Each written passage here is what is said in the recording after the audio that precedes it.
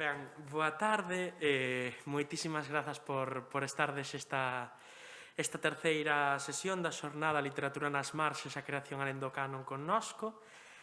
Hoxe decidimos dedicarlle as xornadas a algo que non era un fío temático, como si que foron un pouco as anteriores, como foron pois a reivindicación da muller como un suxeito pleno, non esa reivindicación que tomou moita forza nos anos 90 co paso dunha muller obxecto de desexo a unha muller desexante, ou como a maternidade que tratamos no día de onte. Decidimos, porén, centrarnos nunhas personaxes que son tan reais como a vida mesma, pero que, sen embargo, dende a organización, considerábamos que foran pois moi mal entendidas, moi mal comprendidas e moi mal explicadas e moi ignoradas.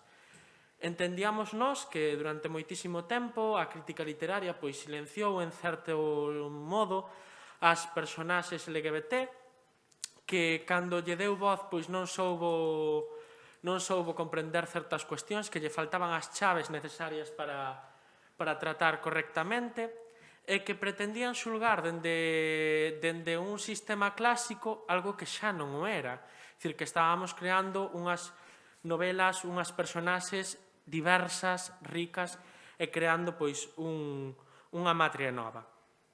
Polo tanto, pois decidimos enfocar esta terceira xornada dese xeito e criamos que a mellor forma de iniciala era cun relatorio que se centrase na literatura infantil e xuvenil. Coido que moitas das persoas pois que igual vexan este relatorio, eu recoñéceme como unha desas persoas, que durante moito tempo era como que a literatura xuvenil pois non era, non a liamos, non tiñamos pois 19, 20 anos, xa nos quedaba algo atrás, considerábamos iso. Algúns pois caímos da burra, por sorte a tempo, mas outras persoas seguen a defender iso, que a literatura xuvenil é algo inferior, é algo que se dedica que non sabe facer novelas de maior calidade. Eu recordo hai un ano e case 2 anos, cando Leicia Costas sacou Infamia, que a xente falaba de que Leicia Costas, que como se pasaba a novela, se ela sempre fixera literatura xuvenil, que eso eran palabras maiores, a novela. Entón, creo que a literatura infantil e xuvenil debía ter un espazo nestas xornadas.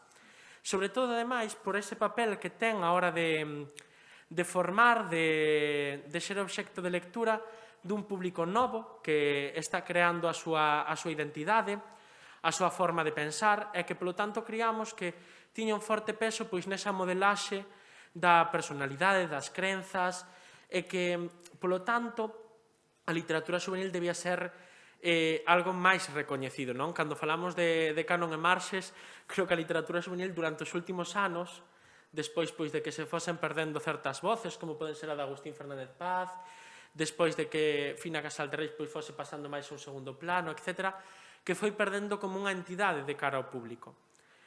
Polo tanto, decidimos contar nese relatorio con Montse Penapresas. Montse é profesora na Universidade de Santiago de Compostela, naceu no ano 1981, é crítica literaria, é especialista en literatura infantil e xuvenil, e obtivo diploma de estudos avanzados en teoría da literatura e literatura comparada, e está doutorada na nosa universidade. A súa tese foi dirixida por Dolores Villavedra e Bieito Valdivia e titúlase Feminismo, xénero e coeducación na literatura infantil e xuvenil, historia crítica e aplicación didáctica. Ademais, realiza colaboracións con revistas como foron Grial, Madrigal, o Anuario de Estudos Literarios Galegos, etc. E este ano, pois, creo que vai sacar, que ainda non saiu, a biografía sobre Xelares coa editorial Galaxia.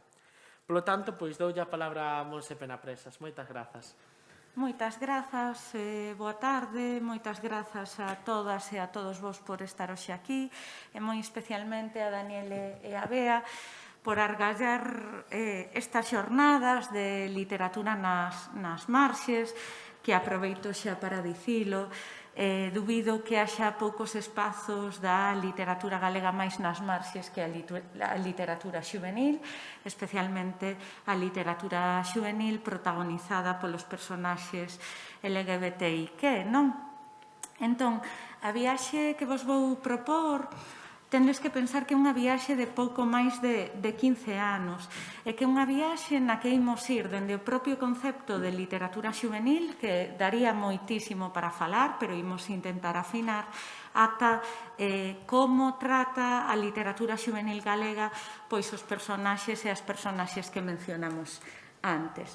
Por iso, o título do meu relatorio se chama A literatura xuvenil entre a loita contra os prexuízos, e eses prexuízos van nun dobre sentido, os prexuízos literarios, pero os prexuízos tamén que acotío e rodean este tipo de personaxes e a axitación de conciencias, porque quizáis, como conclusión última do relatorio, me gustaría que quedase claro para que lemos literatura xuvenil, ou, como decía Daniel antes, atacando lemos literatura xuvenil.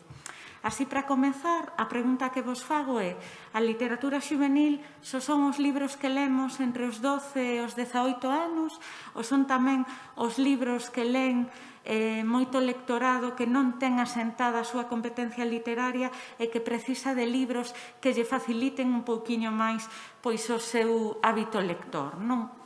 Creo que para empezar a romper prexuízos e barreiras, estaría ben que comezásemos por aí.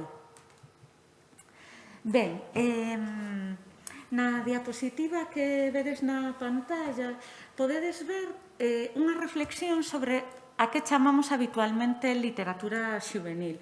E ides vos dar de conta que, en realidade, cando falamos de literatura xuvenil, sobre todo se partimos dun concepto bastante clásico de lectura, temos un magma de libros moi diferentes. Por un lado, estarían as lecturas que habitualmente as editoras dirixen a través dos seus paratextos e peritextos ao público mozo. Por outro lado, nestas coleccións xuvenís ás veces se coan obras como clásicos contemporáneos con versións adaptadas ou bestsellers que mandaron ler en diferentes etapas do sistema educativo. Por poñer un exemplo que está en galego, por exemplo, O neno do pixama a raias.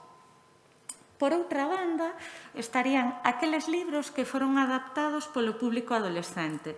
O exemplo canónico en galego é ese Memorias dun neno labrego, non? Que sabemos que en principio non era un libro xuvenil, pero que acabou funcionando como tal. E logo teríamos xéneros chamados tradicionalmente minoritarios, como a poesía, o teatro ou o álbum ilustrado, que cada vez se dirixe a un abano máis amplo de idade, que se son minoritarios na literatura infantil, aínda o son moitísimo máis na literatura xuvenil. Vemos que o concepto de lectura que se manexa aquí é un concepto bastante clásico, no que non estarían incluídos, por exemplo, os blogs, os videoblogs ou, por exemplo, a banda deseñada, vale? Porque iso daría pois para unha comunicación bastante máis delongada ca esta, non?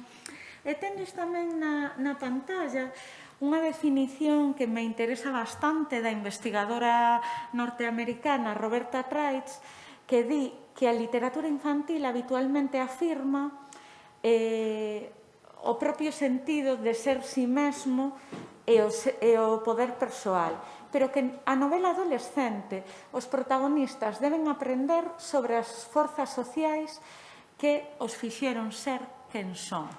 As forzas sociais que os fixeron ser quen son. Imaginade o importante que é isto na novela LGBTI, porque se supón que eses personaxes ou esas personaxes se teñen que arrepor a unhas forzas sociais maioritarias que son as do heteropatriarcado, non? E vemos aí que esas forzas sociais son a familia, a escola, a igrexa, o goberno, as construcións sociais da sexualidade, o xénero, a raza, a clase e todos os estereotipos culturais arredor da morte. Entón, quizáis a primeira idea que debemos ter sobre estes personaxes é que son personaxes resistentes, que saben ben a sociedade na que habita e que se teñen que arrepor a esas forzas que agora vos mencionaba, non? Antes de continuar, penso que é moi importante ter en conta estes prexuizos que matizan, modifican e influen no tipo de literatura infantil que chega ata as nosas e os nosos adolescentes, non? Quizáis os máis importantes teñan que ver coa calidade literaria, con esa idea de que as novelas xuvenís cumpren un papel nese desenvolvemento lector, pero que non teñen calidade literaria, non? Outra idea moi asentada é a que nos di que quen as crea as emprega para o seu consumo nos institutos, que non hai vontade literaria, que non hai vontade de crear obxectos fermosos, reflexivos ou inquietantes, non?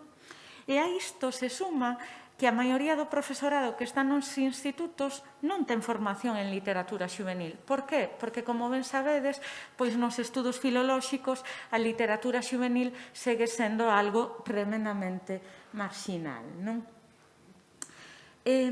Habería que sinalar tamén aquí unha idea que está moi marcada pola perspectiva de xénero, que é unha falacia, por suposto, que son as mulleres as que escriben literatura infantil e xuvenil porque son as que se ocupan dos coidados.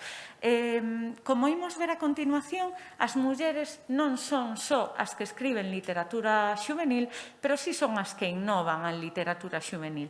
E imos ver por qué. E, cinguido a isto, estaría tamén esa idea que di que calquera pode escribir literatura xuvenil, non? De aí que autores ben coñecidos, tanto do sistema galego, pero tamén de sistemas máis asentados, como poden ser o castelán, ou mesmo princesas, psicólogas famosas e demais, desde un momento en que deciden sacar un libro infantil e xuvenil pensando que aquilo é a cousa máis sinxela do mundo, non? Outros prexuizos teñen que ver coas temáticas que se abordan. Esa idea da novela xuvenil como pertencente ao dirty realism, como idea de que nas novelas xuvenís o interesan os problemas psicolóxicos, o divorcio dos pais, o aborto, a bulimia, cuestións problemáticas de todo tipo. En paralelo a isto, esa idea de que esas temáticas xustamente só interesan nesta etapa, na etapa adolescente, non?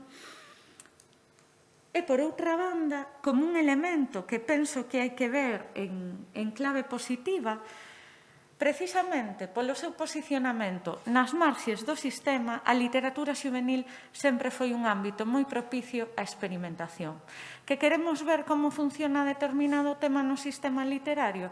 Pois o mellor que podemos facer, ou a estrategia que adoitan empregar as escritoras e escritores é introducir ese tema no público xuvenil, ver tamén como é recibido polo público en xeral, non?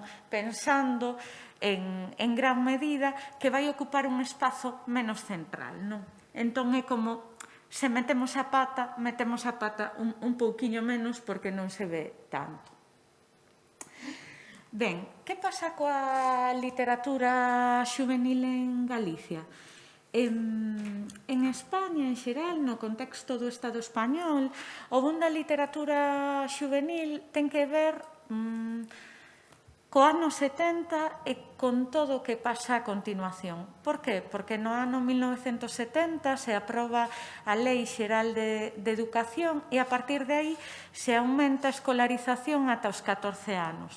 Se nos aumentamos a escolarización obrigatoria ata os 14 anos, imos necesitar máis material literario para que sexa empregado nas escolas e nos institutos, non? En Galicia, como imos poder comprobar, este boom da literatura xuvenil é un pouquiño máis tardío, pois polo mesmo motivo, porque sabemos que o Estatuto de Autonomía se aproba no 81, a Lei de Normalización Lingüística no 83, e iso vai producir que sexa xustamente a partir de aí cando as instancias educadoras se decaten de que necesitamos libros para as mozas e mozos. De aí ven tamén esa tradición de escritor e escritor, pois profesor e profesora, porque eran conscientes de que o seu alumnado estaba bastante escaso de recursos deste tipo, non? Xustamente por iso vai haber unha primeira etapa que se alonga durante todos os anos 80 e durante boa parte dos anos 90, en que a literatura infantil e xuvenil vai ser unha especie de angueira colectiva. Entón, é moi habitual que persoas que nunca escribiran unha novela xuvenil o fagan nesta etapa. E poño vos dous casos. Por exemplo, Manuel Rivas, ata, non me quero equivocar, pero finais dos 80, só era poeta. A súa primeira obra narrativa chamase Todo ben, é unha novela negra que está publicada en Xabarín en 1985. Outro exemplo é o de María Xosé Queizán, que, ata onde eu sei, só ten 2 libros dirixidos ao público infantil. O último é a biografía de Emilia Pardo Bazán, que sacou en 2019, e o anterior é unha novela da búsqueda da identidade feminista, pero tamén nacional, que se chama O segredo da Pedra Figueira e que é de 1985, non? Son un pouquiño 2 exemplos de unha creadora e un creador que habitualmente non se teñen dedicado á literatura xuvenil, pero que o fan neste momento porque saben da necesidade de textos que temos. Vale. Como se van cubrindo eses ocos? Pois sobre todo coas traducións, non? Se non temos textos propios escritos por autoras e autores galegos, que podemos facer? Pois podemos encher eses ocos con traducións de textos doutras linguas, dende clásicos contemporáneos ata clásicos do XIX de literatura xuvenil, pois pensade en Jules Verne, Charles Dickens, Lewis Carroll, ata obras máis coetáneas, non? Hai que dicir tamén que aquí foi moi importante o esforzo que as dúas grandes editoras fixeron neste momento, non? Tanto a colección Xabarín de Xerais, que sae en 1982, como Fora de xogo, moito máis tardía, en 1994, van resultar fundamentais para acoller eses textos creados polas autoras e autores galegos, non? E o mesmo ocorre con Árbore de Galaxia. Durante este tempo, ese baleiro editorial de coleccións xuvenís se fora cubrindo tamén con coleccións estatais que viran no ámbito galego unha oportunidade de gañar diñeiro, porque dado que as editoras autóctonas non tiñan coleccións propias, pois elas empezaron a publicar en galego, como puido suceder con Alfaguara Infantil e Xuvenil ou coa colección xuvenil Gran Angular de SM, non? E para irnos achegando un chisquiño máis ao que sería a temática que nos ocupa, vemos que, segundo Díaz Plaja, que é unha investigadora de literatura xuvenil, pois habería 4 grandes bloques no que se refire, sobre todo, a novela xuvenil. En primeiro lugar, teríamos eses textos realistas que habitualmente son os que máis se identifican coa novela xuvenil máis clásica, que tratarían temáticas como a iniciación ao amor, as transformacións intelectuais e psicolóxicas, o costumismo na vida do instituto, as dificultades no curso da vida, a intrusión da violencia ou dos problemas do mundo actual na vida cotiá. É moi habitual que a maioría destas novelas realistas combinen varias destas temáticas, non? En galego temos títulos abondo nesta tendencia, dende, por exemplo, A banda sen futuro, de Marilar Aleixandre, ata Asústate Merche, de Fina Casal de Rei, ou Anxos en tempos de chuvia, de Miguel Vázquez Freire, por irnos un pouco a autores e autoras que foron canónicos e que lle deron un pulo moi importante á literatura xuvenil en Galicia. Outros libros fundamentais na concepción da narrativa xuvenil son os textos de carácter iniciático que, en parte, se poden identificar co Bildungsroman, a novela de aprendizaxe, pero que tamén se identifican moi ben coa fantasía épica, que ás veces leva aparellada ese Bildungsroman. No ámbito estatal son moi famosas as novelas de Laura Gallego, pero en galego teríamos, por exemplo, a saga Ragal de Elena Gallego, algunhas das novelas de Ledicia Costas, a triloxía de Sabela González ou diferentes textos que, ambientados en Galicia, sí que teñen unha épica propia, como que vos citei antes, O segredo da pedra figueira, de Queizán, Arnoia, Arnoia, de Ferrín, ou O brindo de ouro, de Xesús Manuel Marcos, non? Outro grupo importante é o que Díaz Plaja chama textos con compromiso ideolóxico de carácter histórico.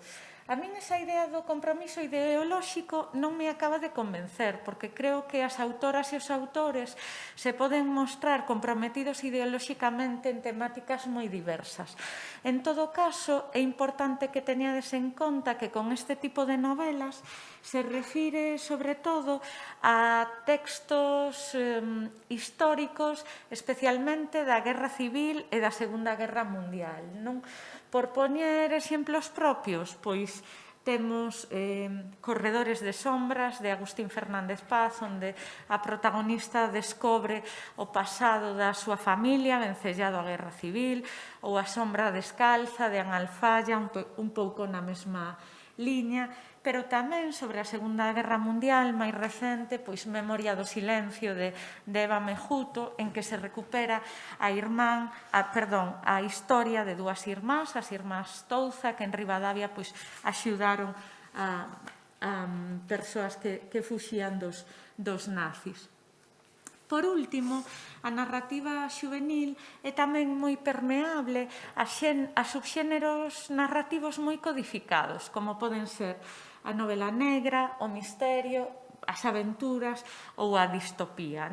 Temos tamén mostras de todas elas en galego, como Aire negro, de Agustín Fernández Paz, as novelas detectivescas de Santiago Jaureguizar, a Expedición do Pacífico de Marilar Alexandre, que formaría parte tamén da novela de aventuras.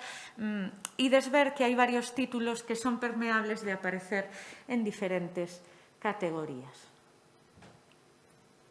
E agora quería centrarme un pouquiño máis no tema que nos ocupa, pero para termos unha comparativa decidín amosar algúns datos sobre o que ocorre coas personaxes LGBTIQ na literatura xuvenil en lingua inglesa. Por que na literatura xuvenil en lingua inglesa?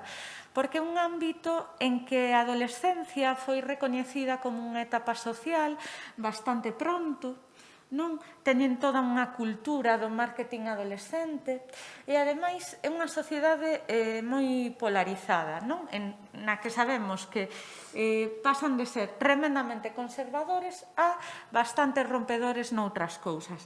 Por outra banda, o inglés é unha lingua que podo entender e que me permite ler un pouquiño tanto bibliografía como algún texto nesta lingua. Mirade, para facernos un marco, os personaxes LGBTI que en lingua inglesa comezan a aparecer a partir dos anos 70. Podemos pensar, fano bastante pronto. Sí, fano bastante pronto, pero, sobre todo, os norteamericanos contan cunha cultura da adolescencia que se estende dende mediados do século XX. E, ademais, non deixa de ser habitual que estes primeiros caracteres respondan a personaxes, na súa maioría homes, nunha proporción 75-25%, moi estereotipados, non? Imos ver que na maioría dos casos, pois, estes personaxes sufren algún tipo de trauma, algún tipo de traxedia que os leva a ser como son, non? Vemos aí tamén ese escurecemento das personaxes lesbianas e a práctica de desaparición da segunda parte, dos e das personaxes BTIQ, non? Outra cousa en que imos ver que as novelas xuvenís son bastante pacatas é na demostración dunha sexualidade explícita. Prácticamente todas pasan por riba disto. É como se nos textos non existise. Ocorre en lingua inglesa e imos ver tamén que ocorre en lingua galega. Despois do bico, temos que deixar voar a nosa imaginación, non? É verdade que, ás veces, neste tipo de novelas en lingua inglesas, o que se bota de menos é unha comunidade que acolla, uso esta palabra entre aspas porque non me gusta, con total normalidade os e as personaxes LGBTIQ, non? A partir da década dos 90 imos observar un aumento exponencial considerable, aínda que imos ver que a creatividade segue estando bastante coutada. É dicir, a creatividade segue estereotipando estes personaxes, seguen abondando os personaxes, sobre todo gays, e seguen faltando outro tipo de novelas. Sí que hai que decir, que creo que é importante para este caso, que o texto teórico que utilicei é un texto de 2006, que facía un estudo panorámico deste tipo de novelas, e que dende 2006 ata a actualidade, afortunadamente, as cousas cambiaron bastante, non? O que pasa que non me dá para ler todas esas novelas do ámbito en lingua inglesa. Para que teñamos un pequeno marco temporal, vemos que a primeira novela con contido bisexual é de 1997, ese Hello, I Lied, de Kerr, e que a primeira novela con contido transxénero xuvenil, Luna, é de 2004. Vale. Falamos no ámbito de lingua inglesa. Isto non quere decir que antes non houvese xa textos noutros sistemas literarios que foron innovadores neste sentido.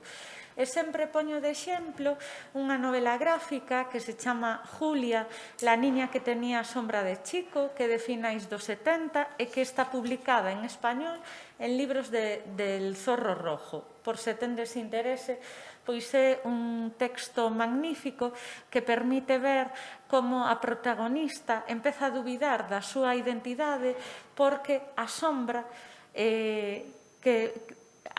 que se lle proxecta do corpo é unha sombra que ela identifica cun mozo e non como unha moza, que é a identidade que lle asignaron ao nacer. Ben, pasando xa as personaxes LGBTIQ na literatura xuvenil galega. Imos ver que hai un aumento paseniño da presenza destes personaxes, que vai eclosionar sobre todo a partir dos mediados da primeira década do século XXI. É como unha pingueira constante. Ao principio parece que hai moitos menos dos que hai, e pouco a pouco se van ir facendo máis presentes, non? Imos ver tamén un compromiso autorial importante. Van ser as autoras sobre todo comprometidas cos feminismos, as que fagan esta aposta. E imos ver tamén que unha vez que os introduciron nunha primeira novela, a súa presenza será habitual no resto da súa produción. É dicir, temos un modelo de autora consciente e militante en amosar pois a diversidade de escollas sexoxenéricas. Igualmente, si é que se pode falar dunha entrada tardía destes personaxes, e matizo aquí polo que vos expliquei antes. Se a literatura xuvenil galega empeza a despegar sobre todo nos anos 90, quizáis non podamos falar dunha entrada tardía, senón da evolución case lóxica dos textos xuvenís, non? Sobre todo a partir de 2006, 2007.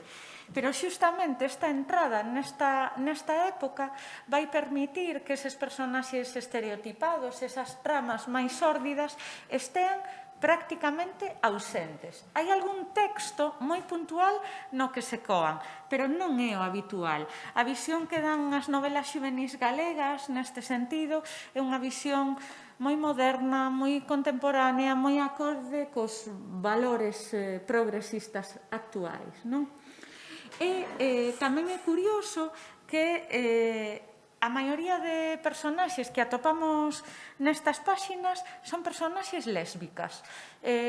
Os personaxes gays, bisexuais e intersexuais están nun plano moito máis secundario. É verdade que chama sobre todo a súa comparación en relación aos personaxes gays, porque vimos que no caso da literatura en lingua inglesa pois eran maioritarios, non? Compre dicir que esta eclosión que sucede, sobre todo a partir de 2010, ven impulsada tamén polos premios literarios. Aparecen varios premios literarios relacionados coa coeducación e cos feminismos, como pode ser o María Victoria Moreno do Concello de Pontevedra, o Agustín Fernández Paz, ou o recente Pinto e Maragota, que é en concreto aborda a cuestión da diversidade sexual, que fan que a produción se pone a funcionar. En realidade, pois este recurso ou esta técnica non é nada novidosa, porque vímolo nos anos 90 na literatura para público adulto con xéneros específicos, maiormente a novela, que pareceu ser unha das grandes preocupacións da literatura galega contemporánea. Como vos dicía antes, temos un compromiso autorial claramente feminino e tamén feminista, cos nomes de Aleixandre, Reimóndez, Mejuto, Costas, Moure, Ríos, Conde nun primeiro plano. Agora, despois, vemos a partir de que novelas dunha maneira somera. Creo que isto é posible grazas ás pegadas moi abondosas que os feminismos deixaron na literatura infantil e xuvenil e que propiciou que a partir deses mediados da primeira década do século XXI os feminismos confluísen con outras identidades antes nas marxes, como pode ser o multiculturalismo, a diversidade funcional ou a diversidade sexual, non? A crítica feminista tamén, en concreto Reimóndez e Nogueira, teñen xa denunciado a invisibilización destes personaxes e creo que no caso que nos ocupa hai unha dobre invisibilización, que é a invisibilización dos propios personaxes polas súas escollas sexuais, pero tamén a invisibilización que lles apón en riba a literatura xuvenil, non? Ese feito de ser considerada en parte por algúns sectores aínda como literatura de segunda que está latexando aquí. E volvemos de novo a esa chamativa ausencia de escenas de contido sexual máis explícito que creo que está moi delimitada tamén pola presenza que este tipo de obras teñen no sistema educativo, non? Ben, se nos referimos ás tendencias temáticas, imos ver que temos personaxes LGBTIQ en todas as tendencias temáticas da narrativa xuvenil galega. Imos ver tamén que non hai unha abondosa mostraxe de obras, pero creo que é máis importante que as obras existentes pois nos amosan un panorama moi diverso e moi rico, non? A continuación, non se trata tanto de facer un panorama moi exhaustivo de todas as obras que hai, senón de sinalar aquelas obras que son relevantes e que achegan novidades dunha ou doutra maneira, non? Seguramente a presenza deste tipo de novelas é máis palpable na novela realista. Víamos que a novela realista era case o subxénero por antonomasia na literatura xuvenil e isto deixase ver aquí tamén, non? É especialmente chamativo no caso do que chamo as novelas trans, non? As novelas protagonizadas por persoas que están en tránsito dunha identidade de xénero a outra, non? Temos aí 22 segundos de Eva Mejuto, unha novela moi didáctica, e digo didáctica como un valor neste caso, que tenta mostrar á sociedade como Xela lle asignan o sexo feminino nacer, pero ela síntese a Álex. E vamos vendo dunha maneira moi sintética, pero moi clara, como se realiza ese proceso. Temos aí tamén Mamá, quero ser Ziggy Stardust, unha novela que estaría nos límites entre a novela infantil para lectorado de 10-11 anos e a novela xuvenil, na que a protagonista vive ese fenómeno en paralelo ao androxenismo de David Bowie, non? Úsase esa figura como un xeito de identificación.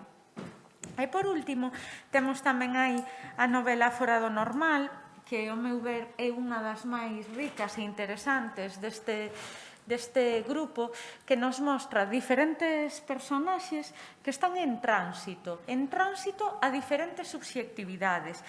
A de André, que non se identifica co sexo que lle asignaron, pero tamén a de Xela, que vai descubrir que lle gustan as mulleres, ou a de Martín, que vive con todo tipo de luxos, pero dentro dunha familia que non lle dá cubillo, ou a de Mucha, cuxo espazo é o rural e de súpeto se ve nunha cidade. Ese tránsito cara a outro lugar se aborda aquí dende diferentes perspectivas. Coloquei na diapositiva esa cita porque me pareceu moi singular de Fora do Normal. Entón, que define ser un tío ou unha tía? A vontade.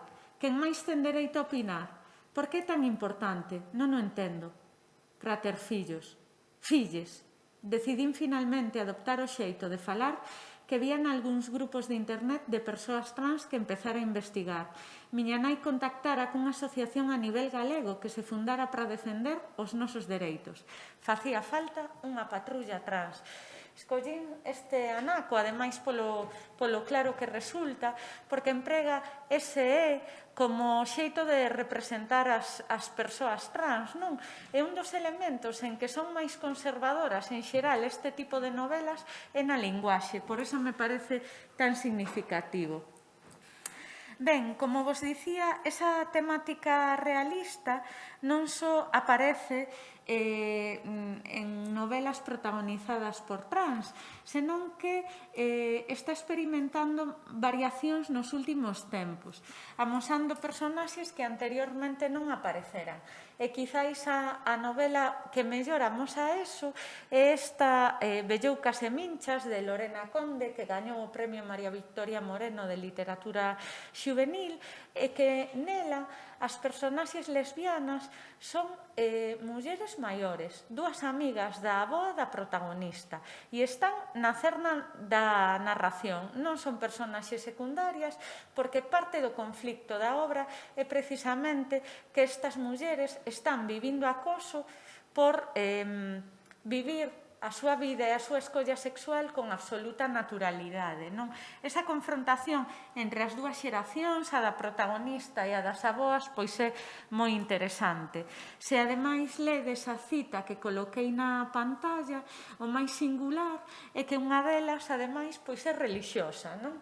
E nos saca un pouco do estereotipo que ás veces temos sobre as persoas que escollen a opción lésbica, non? Coloco tamén na pantalla pois a novela xuvenil Santo Amaro de Antonio Fraga, que está a piques de saír, que gañou o premio Jules Verne e que presenta a un grupo de adolescentes que comezan o seu último verán no instituto na praia de Santo Amaro. Aí o que se vai descubrir é diferentes conflictos que hai entre os grupos, entre os que está pois unha relación homosexual de dous mozos, non? E, por último, teño por aquí este libro que acaba de saír, Identidade, de Né Barros, que está entre nós e que é unha peza teatral, pero que tamén aborda este tipo de personaxes. Por desgracia, está tan quentiño do forno que aínda non o puiden ler, pero pensei que era unha boa oportunidade para amosárvolo tamén. No marco da fantasía, temos personaxes, pero son máis escasos. É como se as autoras pensasen que estes relatos se fan máis necesarios nas temáticas de carácter realista. E temos aí dúas novelas que son pioneiras neste sentido. Escaquis e Romeu, de Antonio Fraga. Volvemos ver a repetición dos nomes dun dos autores implicados con este tipo de personaxes, o que veremos que é unha constante, e tamén de Ledicia Costas, non? Que na súa novela A balada dos unicornios, que en realidade é unha loita entre as forzas do ben e as forzas do mal, nun mundo absolutamente fantástico, imos ver como Wendy, unha das personaxes principais, a raíña do mundo que nos presenta Costas, pois está namorada doutra sacerdotisa, pois que é morta por Cornelia, a mala malísima, non? Pero quería chamarvos a atención sobre a importancia de que se nos presente un mundo fantástico e que esa raíña pois senta desexo por outra muller. Penso que é fundamental. E se vedes a cita que temos aí, vedes como pois ese amor parece prolongarse no tempo.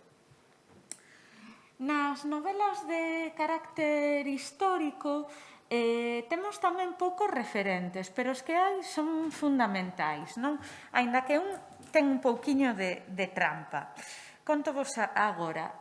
Unha novela pioneira en cuestións feministas foi esa A expedición do Pacífico, de Marilar Aleixandre, en 1994, na que a protagonista, Emilia, decidía transformarse en home para embarcarse a finais do século XIX nunha expedición botánica na que as mulleres tiñan prohibido participar. A importancia desta personaxe é que nos amosa como en certos contextos as mulleres tivemos que convertirnos en homes para acceder aos estudos ou acceder a un certo poder, non?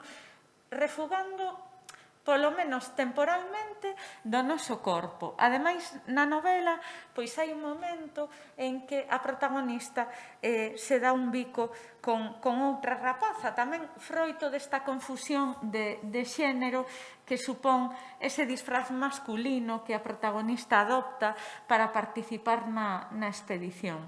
E logo, teríamos aí a peza teatral Unha primavera para Aldara, de Teresa Moure, que en principio foi publicada nunha colección de adultos, pero que 2 anos despois, en concreto en 2009, se publicou na colección Xabarín.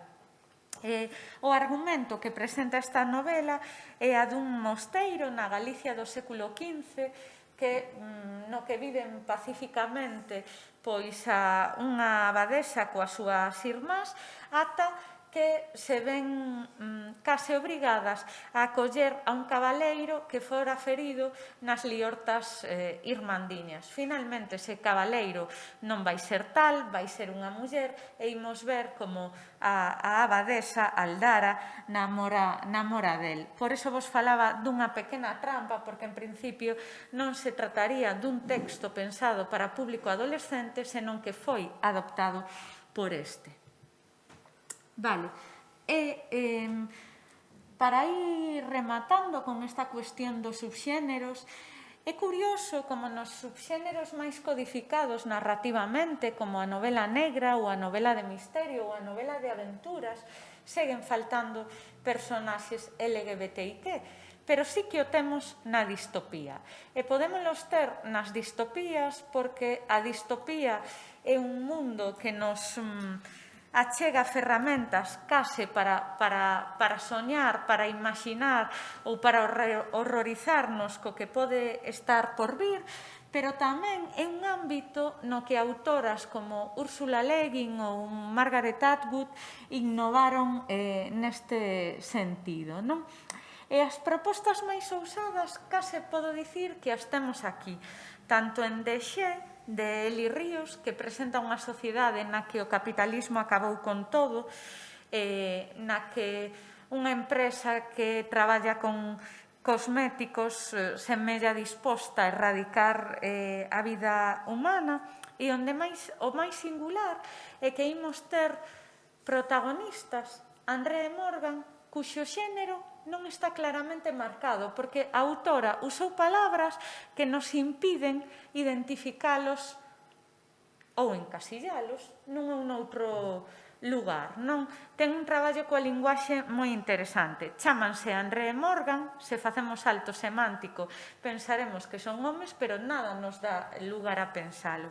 E logo, moi recente tamén, é esta Cobiza de María Reimóndez, que nos presenta un mundo polarizado no que hai unhas capitais, tamén uns recunchos. Nas capitais viven os seres privilexiados, nos recunchos seres que son man de obra, pero tamén man de fecundación barata, e no que Luz, unha científica polos propios méritos, pois é capaz de crear uns novos seres que se reproducen autónomamente, non? Entón, temos unha visión e unha volta de perspectiva tremendamente novidosa da que sería moi interesante seguir falando, non? Algúnas conclusións importantes serían que, a pesar de que sería fundamental que as personaxes LGBTIQ aumentasen na literatura xuvenil galega, o máis relevante é que, sendo contadas, sí que amosan innovacións moi singulares, non? Que lle poden permitir ao lectorado xuvenil pois reflexionar dende diferentes perspectivas, non? Igualmente, volvo insistir nesa idea de autoras, sobre todo, comprometidas. Os autores son case moi esporádicos. Véñenme á mente pois un Fernández Paz, un Antonio Fraga, un Carlos Negro, que trataron estas cuestións marxinalmente, por así dicilo, e que esta idea da escritora que pula por esta cuestión non é especialmente habitual noutros ámbitos literarios. De novo, temos a sexualidade como grande ausente, o cal é unha pena, porque veredes pola cita que coloco na diapositiva que Traitz indica que a sexualidade tamén é unha fonte de poder para os personaxes e as personaxes adolescentes. Se ven pois esa represión ben dada por esas institucións que marcan as persoas adolescentes tamén nunha casilla. E igualmente, creo que hai que sinalar que moitas destas obras non foron especialmente visibles e que moitas outras, estas obras non foron incorporadas a visións panorámicas máis amplas sobre este tipo de personaxes, o que nos volve a falar desta dobre marxinación desta literatura xuvenil. Igualmente, é evidente que hai unha planificación clara dese grupo de autoras feministas. E botanse tamén en falta pois textos exportados, textos traducidos que nos falen desta diversidade. Se non o coñecedes, pois un álbum ilustrado que podería ser lido por público adolescente sería A historia do touro Ferdinando, de Munro Leaf e Robert Lawson, que amosa pois masculinidades diverxentes, aínda que moitas veces se fixo pois unha lectura da obra en clave de protagonista homosexual. E xa para rematar, ahora sí que me gustaría recapitular mínimamente que achegan estas novelas ao lectorado xuvenil. Dende a perspectiva literaria, creo que temos que quedar coa calidade, coa presenza de valores ideolóxicos vixentes na sociedade e coa súa validez como facilitadores dunha competencia lectora que, como dicía ao principio, non é algo que por pasar dos 18 anos as persoas teñamos incorporadas, non? Pero o que máis me interesa é a perspectiva ética neste caso, porque este tipo de obras nos ofrecen unha concepción máis diversa da realidade, nos ofrecen ao público adolescente mirar máis alá do seu contorno inmediato. E, ademais, compre ter en conta que as ficcións sobre a adolescencia participan da creación dun discurso sobre a propia adolescencia, igualmente que as ficcións infantís conteñen discursos sobre a infancia. Neste caso, na adolescencia, ocorre con máis forza porque os adolescentes e as adolescentes son considerados diferentes dende hai menos tempo que os nenos e nenas. Igualmente, para negociar a construción da propia identidade fronte a outros e a outras, precisamos palabras. Esas palabras, moitas veces, as adquirimos na literatura, non? Fora do noso ser. E as palabras, que dúbida cabe, ou polo menos eso creo eu, e eso demostran algúns estudos, construen a nosa propia identidade. Así que este tipo de narracións dan ao público adolescente LGBTIQ palabras para contar a súa propia historia. E moitas grazas.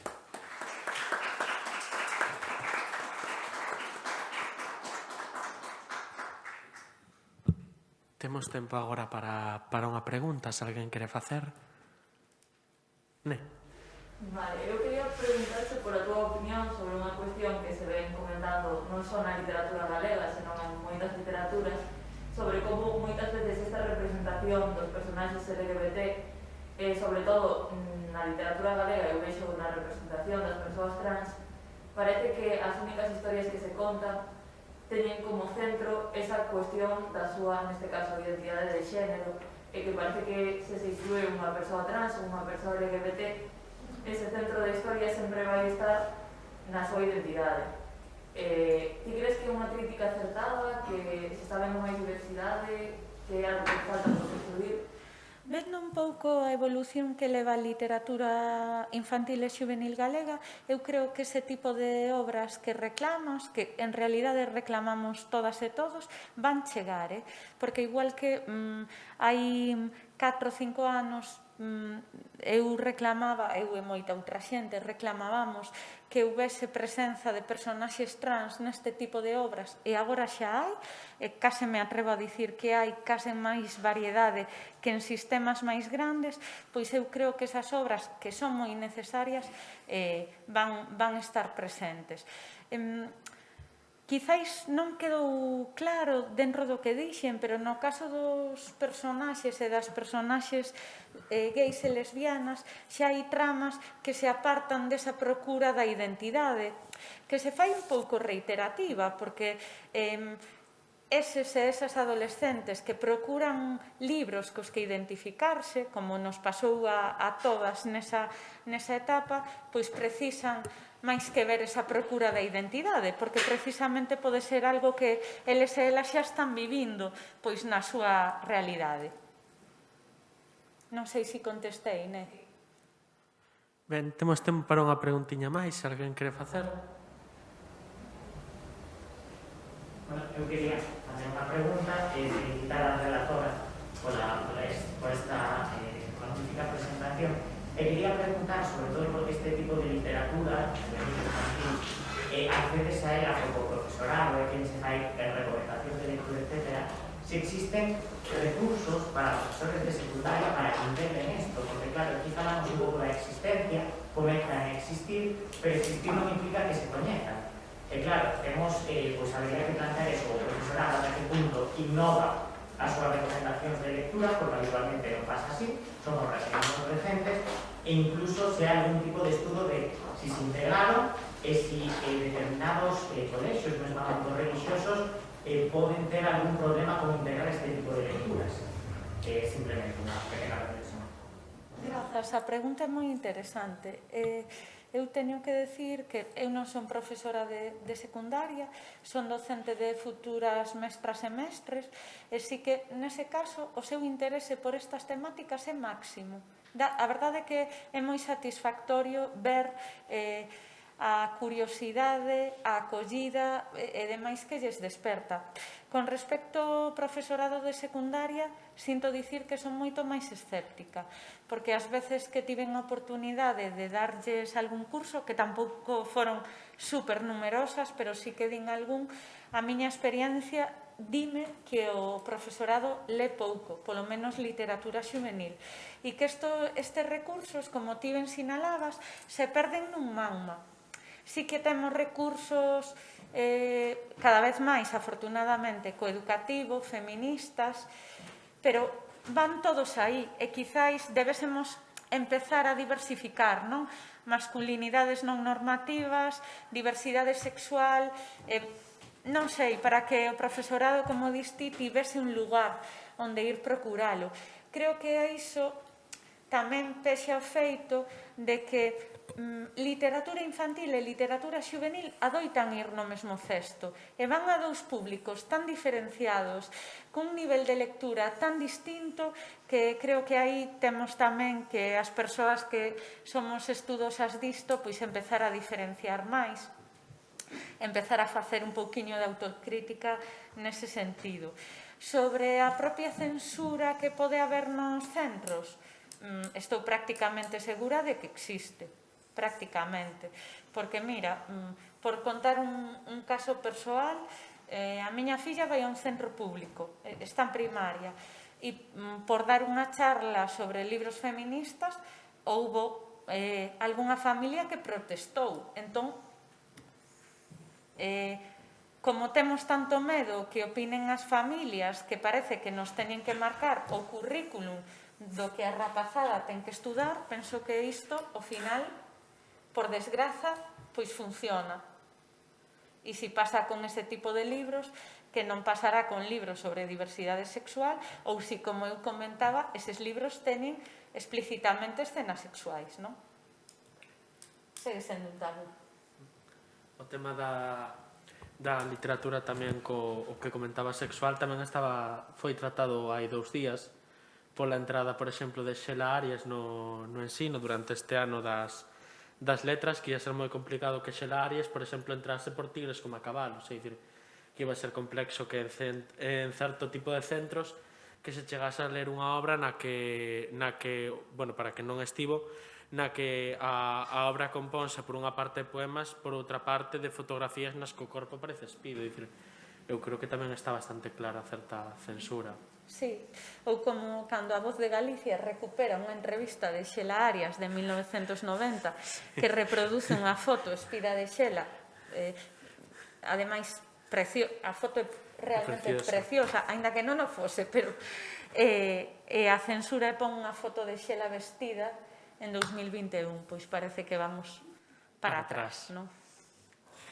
Bueno, moitísimas grazas a todas e a todos por virdes. Xa imos ter dentro de un nada mesa redonda.